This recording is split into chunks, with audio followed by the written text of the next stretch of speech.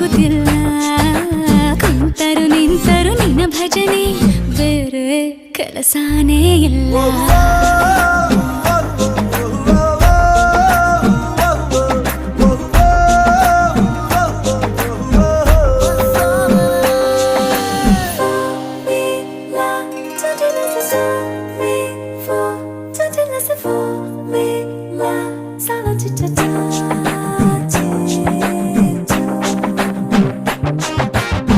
ದಿನ ರಾತ್ರಿಯು ನಿಲ್ಲದೆ